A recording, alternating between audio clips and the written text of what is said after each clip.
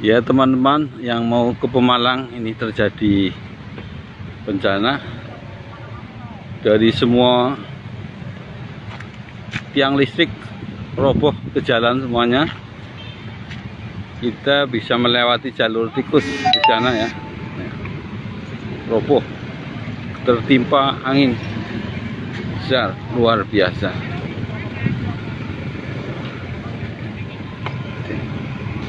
Hati-hati lewatnya ke sana Pak, lewatnya ya.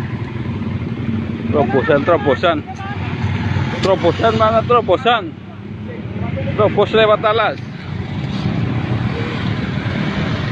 ya, luar biasa.